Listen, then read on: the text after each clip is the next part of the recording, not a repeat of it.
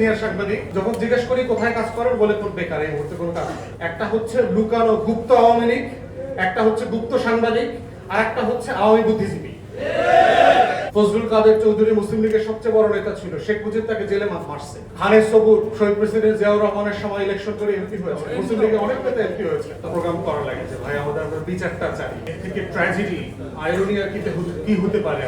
1948 এর ওয়েস্টফেলিয়ান মডেলের যে স্টেট ক্রাফট আমরা তৈরি করেছি, ইউরোপিয়ান রাষ্ট্র থেকে, সাম্রাজ্যবাদের পোস্ট কলোনিয়াল জায়গা থেকে, সেখানে মূল আদতের বিষয়টাই ছিল যে রাষ্ট্র তৈরি করা হয়েছে বিচারের কনফার্মেশন নিয়ে, যে সেই রাষ্ট্রের লোকদেরকে এখন আর প্রজা মনে করে না, নাগরিক মনে করে। বিচার চাইতে হয় হলো প্রজাদের, নাগরিকদের বিচার চাইতে হয় না। তাই আজকে আমাদের কাছে ফান্ডামেন্টাল কোশ্চেন হচ্ছে যে রাষ্ট্রকে আমি রিপাবলিক বলছি, এইটা আসলে রাষ্ট্র কিনা?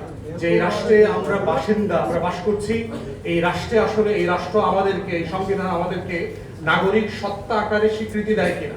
দিলে বিচারের দাবি নিয়ে জেলায়, উপজেলায়, বিভাগীয় শহরে মহাসমাবেশ করা লাগতো না, জাতীয় পর্যায়ে সেমিনার করা লাগতো না। প্রবন্ধক তাজুল ভাই গুরুত্বপূর্ণ সবগুলো কথা বলে ফেলেছে। দেখেন, বিচার বলতে আমরা কি বুঝাচ্ছি? দুইটা জিনিস বুঝাচ্ছি।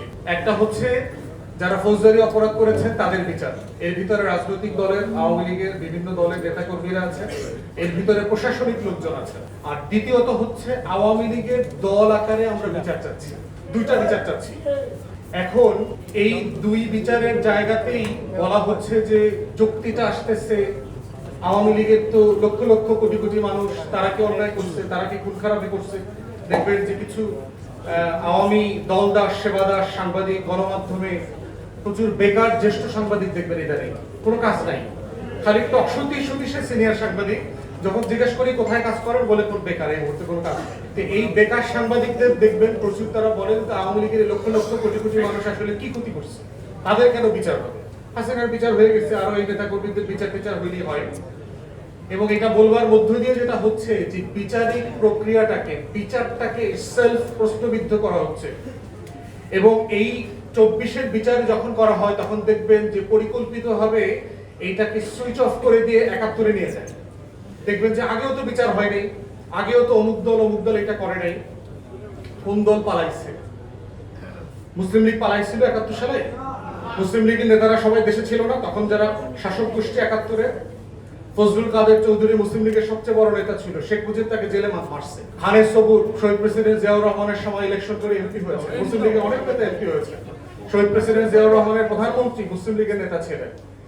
এই মানুষগুলো তো কেউ পালাই নাই।